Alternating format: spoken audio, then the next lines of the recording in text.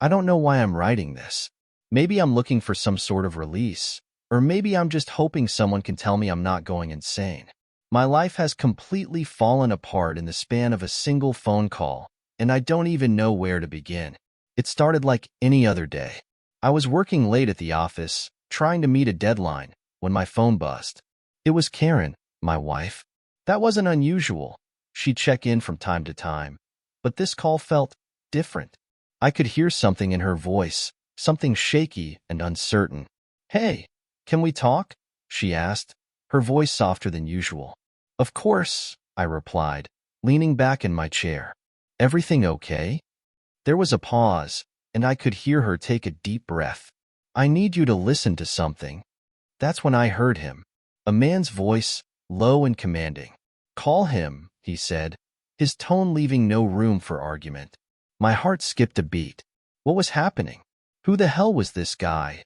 And why was he telling my wife to call me? "Karen, what's going on?" I asked, my voice rising with panic. There was another pause, and then I heard her take a shaky breath. "I'm sorry, John," she whispered. "I really am." Before I could ask her what she meant, I heard it, the unmistakable sounds of someone else in the room with her. I couldn't see what was happening, but the noises, the breathing, the tension in the air. It was obvious. I felt my stomach drop, and a wave of nausea hit me like a freight train. This couldn't be happening. Not Karen. Not my wife. She wouldn't. She couldn't.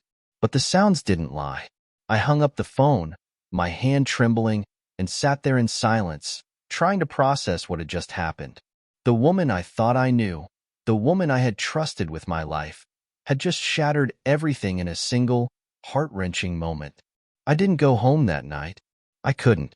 Instead, I sat in my car in the office parking lot, staring blankly at the steering wheel, my mind a whirlwind of confusion, anger, and betrayal. I'm still trying to wrap my head around it all. How do you move forward when the person you trusted most is the one who's destroyed you? I barely slept that night. I ended up crashing in my conversation. Things began to shift between us. They weren't perfect, not by any stretch of the imagination, but there was a sense that we were moving forward, even if just by inches. Karen continued to be open with me, sharing more about her thoughts and feelings, about what had led her down the path she'd taken. It wasn't easy to hear, and some days, I had to leave the room just to get a break from the weight of it all. But the more she opened up, the more I started to understand her. Not excuse her, but understand. One night, we were sitting on the porch again, a habit we had started to pick back up. The air was cool, and the stars were out, casting a soft glow over the yard. Karen turned to me, her voice quiet. "Do you ever think about us? Before all of this?" I looked over at her, surprised by the question. "Yeah, I do." She nodded, biting her lip. "I miss it, you know. I miss the way we used to be." I sighed, leaning back in the chair. "I do too. But things change, Karen. We're not the same people we were back then." "I know," she said, her voice shaky. "But I want to try to get back to that. Or at least, build something new." That was the crux of it, wasn't it? We couldn't go back to the way things were. Too much had happened.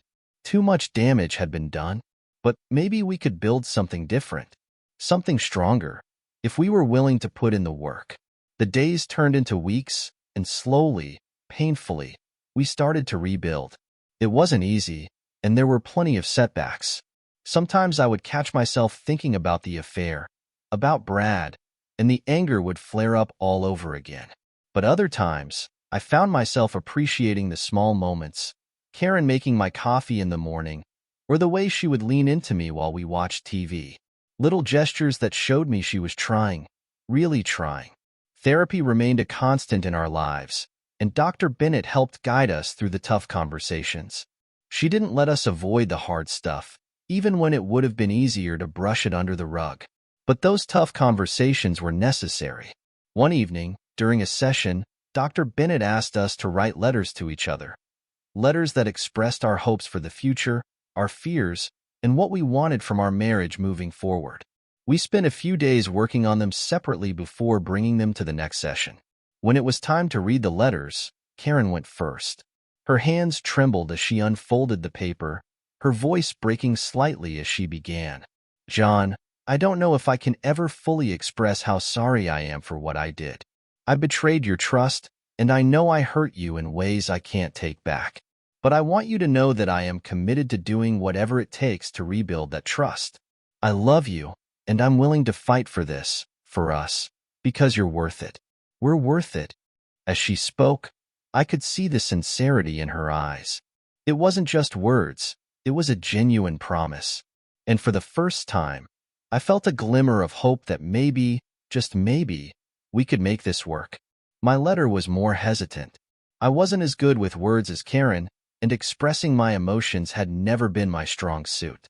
But when it was my turn, I read what I had written. Karen, I won't lie. What you did broke me.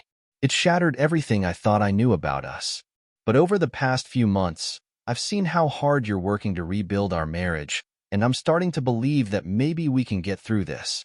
I don't know if I'm ready to forgive yet, but I'm willing to try. I'm willing to see where this goes. When I finished, Karen looked at me, her eyes filled with tears. But this time, they weren't tears of sadness. They were tears of hope. After the session, as we drove home, we didn't talk much, but the silence wasn't heavy. It felt lighter, like a weight had been lifted. It wasn't the end of the road, but it was a new beginning. A small step forward, but a step nonetheless. As the months passed, Karen and I continued to work on our marriage. It wasn't easy. There were still moments when the hurt would bubble up, and I would find myself questioning whether I had made the right decision in staying. But those moments became less frequent as time went on. We found a new rhythm together, a new normal. It wasn't the same as before. How could it be? But it was something. Something we had built together through pain and struggle, but also through love and determination. One night, as we sat together on the porch, watching the sunset, Karen reached for my hand. I looked over at her, and for the first time in a long time, I felt at peace. We've come a long way, she said softly, her thumb brushing over my knuckles. Yeah, I agreed. We have. And in that moment, I knew that while we still had a long way to go, we were going to be okay. We were moving forward together, and that was enough. After months of therapy and hard conversations, Karen and I are slowly rebuilding our marriage. It hasn't been easy, but we're committed to moving forward together. While the hurt from the affair still lingers, we've started to find hope in the small steps we're taking. For the first time, I believe we might just make it.